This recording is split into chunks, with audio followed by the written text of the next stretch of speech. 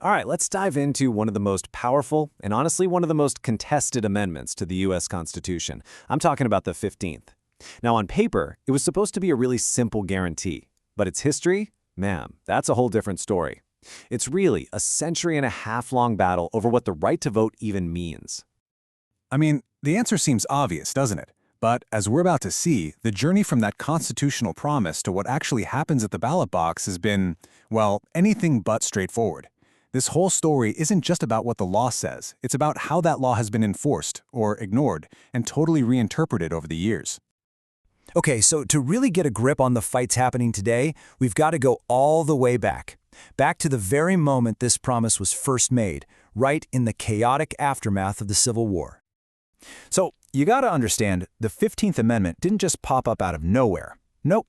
It was actually the final piece of this revolutionary puzzle, this trilogy known as the Reconstruction Amendments. First, in 1865, you get the 13th, which abolishes slavery. Then, a few years later, in 68, the 14th comes along and grants citizenship and equal protection. And then, the capstone, in 1870, the 15th Amendment. Its whole purpose was to secure the political voice for millions of newly freed black men. And here it is, the actual text. The right of citizens of the United States to vote shall not be denied or abridged by the United States or by any state on account of race, color, or previous condition of servitude. I mean, it's so direct, it's powerful, and it seems crystal clear, right? It explicitly says you can't use race as a barrier to voting. This was meant to be a permanent, rock-solid guarantee that the right to vote was open to all male citizens, no matter their skin color or if they've been enslaved. But, a promise on paper can be a very different thing from reality on the ground. And for almost 100 years, that incredibly clear guarantee was just systematically torn apart. Let's dig into how they did it. So this resistance came in the form of what legal scholars call first-generation barriers. And look, there was nothing subtle about these. We're talking about direct, official roadblocks designed for one specific purpose: to stop black citizens from ever even getting close to a ballot box. And the tricky part is, they did it all while trying to technically sidestep the exact words of the 15th Amendment. So how exactly did they pull this off? Well, here's a look at the toolbox they used. The twisted genius of it all, and the deep injustice, was in how these things worked. See, states knew they couldn't just pass a law saying black people can't vote, so they got creative. They'd require poll taxes that they knew most former slaves could never afford. Or they'd whip out these literacy tests that were, surprise, surprise, administered completely unfairly. My favorite? The grandfather clauses, which basically said if your grandpa could vote before the Civil War, which of course only applied to white voters, then you were exempt from all these rules. Every single one was a loophole, a clever workaround, all designed to make the 15th Amendment's promise completely meaningless. Okay, so this era of just widespread disenfranchisement, it couldn't last forever. And it finally met its match during the Civil Rights Movement. This led to a brand new, powerful tool that was designed to bring the original promise of the 15th Amendment back to life. And that turning point came in 1965. This was the year the landmark Voting Rights Act was passed. And you have to understand, this wasn't just another piece of legislation. This was a direct answer to a century of failure, the failure to enforce the Constitution.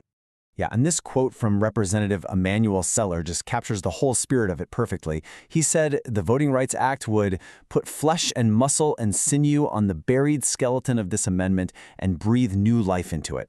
I mean, what a line. The whole goal of the VRA, as it's known, was to finally give the 15th Amendment some teeth, to give it the enforcement power it had desperately lacked for so long. It was about making that constitutional guarantee real. So the VRA was a huge, huge victory. But this is where our story takes a really fascinating and absolutely crucial legal detour. It's a turn that created this deep divide in voting rights law, a split that, believe it or not, continues to shape every single battle we see playing out today. Okay, so the big moment of change. It comes in 1980 with a Supreme Court case called City of Mobile v. Bolden, and the court's ruling here, it changed everything. They decided that to prove a state was violating the 15th Amendment, it wasn't enough to just show that a law had a discriminatory result. Oh no. Now you had to prove that it was passed with discriminatory intent, and that is a much, much higher bar to clear. So this creates this major split. Think about it. Proving intent. What was actually going on inside a lawmaker's head when they wrote a law? That's incredibly difficult, almost impossible sometimes. So what happens? Well, Congress responds. In 1982, they amend the Voting Rights Act, and they say that for a VRA claim, you only need to prove a discriminatory effect. In other words, does the law result in discrimination no matter what its stated purpose was? And just like that, you have two completely different legal standards for fighting voting discrimination. And the consequence of this was profound. I mean, think about it. If you're a lawyer, which case are you going to bring? The one that's nearly impossible to prove or the one that's much more straightforward? Obviously, you go with the easier one. And so, because it was so much easier to win a case using the Voting Rights Act's effects test, lawyers pretty much stopped using the 15th Amendment altogether in voting rights cases. It's like one law review article said, the VRA's better standard accidentally made the original constitutional amendment futile. Okay, and all of that legal history, that is the key to understanding the fights we see over voting today. Because the battleground has totally shifted. It's not just about being able to get to the ballot box anymore. Now it's about making sure your vote actually counts. The challenges we face now are what experts call second-generation barriers. They aren't as obvious as a poll tax or a literacy test. No, these are much more subtle practices. They don't necessarily stop you from casting a ballot, but what they do is dilute the power of minority votes, making them way less effective. So let's talk about some examples. You've probably heard of racial gerrymandering, right? That's where voting district lines are drawn in these crazy ways. They either pack a bunch of minority voters into one single district to limit their influence everywhere else, or they crack them, spreading them out across several districts to water down their vote. Then you have things like at-large voting schemes, where maybe a slim citywide majority gets to control 100% of the elected seats, which can leave huge minority communities with zero representation. See? The fight isn't just about access anymore, it's about influence. And just when you thought it couldn't get more complicated, the fight got even harder in 2013. That's when the Supreme Court decision Shelby County v. Holder came down. The court basically struck down a key part of the Voting Rights Act, the part that required states with a history of discrimination to get federal permission before they could change their voting laws. And that decision, it really weakened the main tool people had to fight against all those second-generation barriers. So all of this reveals a really deep constitutional tension, and it's right at the heart of the whole issue. You see, a lot of modern voting rights cases end up pitting two of the Reconstruction amendments against each other. On one side, you've got the 14th Amendment, whose Equal Protection Clause is often read by courts as demanding laws that are totally colorblind.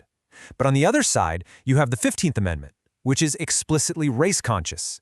I mean, it was written specifically to fix racial discrimination in voting. And that leaves us with a really fundamental question, right? As we're trying to deal with these modern, more subtle barriers to voting, which constitutional tool is the right one for the job? Should we be using the framework that seems to demand we ignore race, or the one that was specifically designed to acknowledge it? That conflict? That's the challenge at the very heart of the ongoing fight for the right to vote in America.